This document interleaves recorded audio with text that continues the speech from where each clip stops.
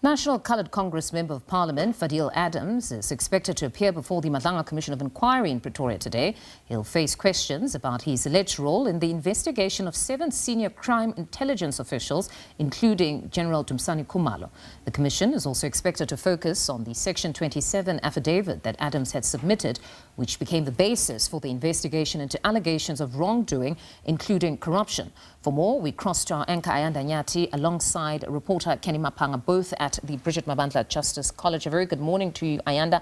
A very important day now, which places us firmly back on the IDEX stream after yesterday's reading into the record of those WhatsApp communications between the late Mswati and a number of individuals, among them being Sergeant Kosi. What are we expecting today?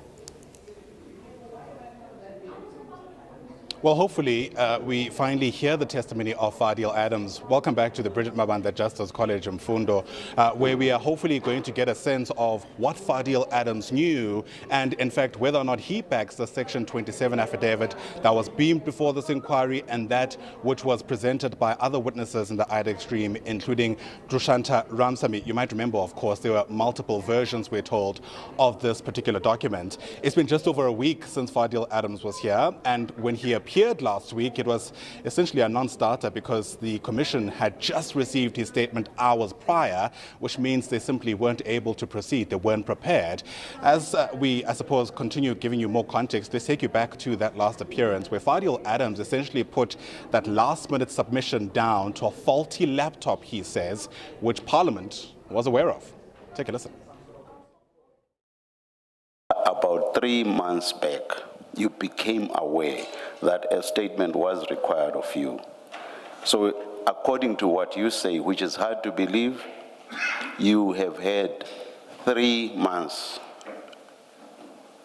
and we only get your statement after 9 p.m. last night. What excuse do you have for that? There is no excuse, Justice, because when I emailed the Commission about 2 weeks ago, I asked for a date.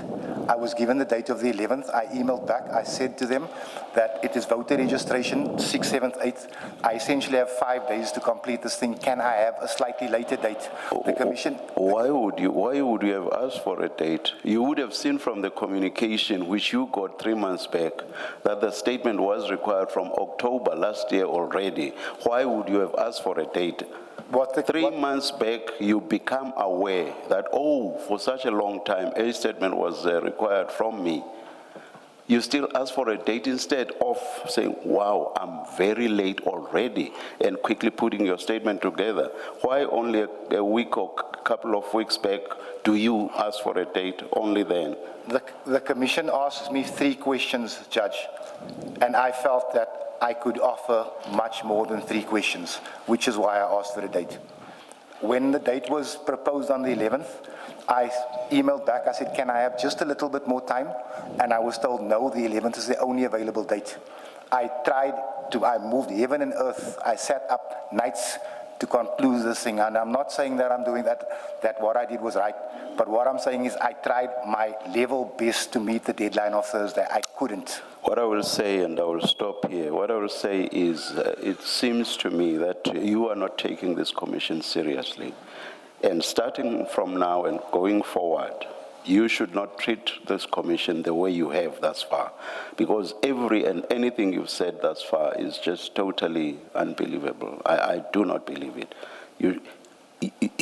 This should mean that you cannot function at Parliament as a parliamentarian. And it also suggests that you are not even taking the people that you are supposed to serve seriously. If for as long as you suggest is the case, you have been using a laptop that you basically cannot use. You are not taking us as a commission seriously, and I would dare say you are not even taking the people that you are supposed to serve seriously. Starting from now going forward, you must take this commission seriously, Mr. Adams. Well, let's see how things unfold today. Kenny Mapanga is our senior reporter who's been watching developments and joins us now live from the Bridget Mabandla Justice College. And Kenny, no overstating the importance of this particular witness's testimony. His affidavit, if you like, is the albatross that sunk Andrea Johnson, given the many questions she couldn't answer about those investigations? Absolutely, and well, it's about what was allegedly hidden from the Commission that becomes quite crucial to understanding what the true dynamic and intentions of IDAC was. I think the Commission has advanced quite extensively on the fact that these investigations into crime intelligence were riddled with illegalities. It's about testing Fadiel Adams' role, if any, with respect to this, because his Section 27 referral affidavit, whichever one it is it the one about the PKTT, or is it the one that purely didn't meet any of the claims made in the Section 28(1) authorization, let alone the charges that they springboarded themselves into with respect to the crime intelligence matters? So which affidavit belongs to you, Fadiel Adams? Did you sign off on all of these claims? And how did he get these vague claims without any substantiation? How did he list these suspicions? And where did he get that information from? There's also crucial testimony that you need about the fact that he said that he got classified documents under his parliamentary door. Be that as it may, why did it take you such a significant amount of time before you acted on such documents or made it known that you were in possession of such classified documents? All of this plays into the overall narrative about IDAC's interest into crime intelligence matters.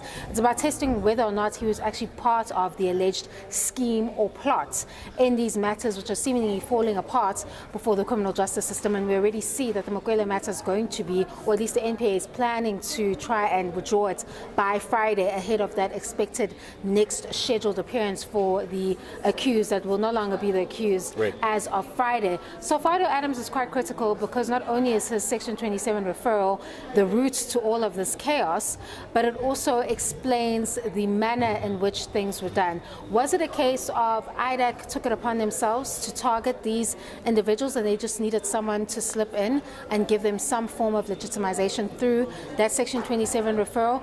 Or was Fadiel Adams making a legitimate complaint to IDAC? So it's about establishing what that root foundation was about when Fadiel Adams takes that seat at 9:30 a.m. Absolutely. And the next time you and I speak, Kenny, hopefully Fadiel Adams will be in the room. So let's leave it there for now. Kenny Mapanga, our senior reporter here at the Bridget Mabanda Justice College. We know proceedings always kick off at 9:30. Hopefully, Mfundo, you and I will be able to chat just before then.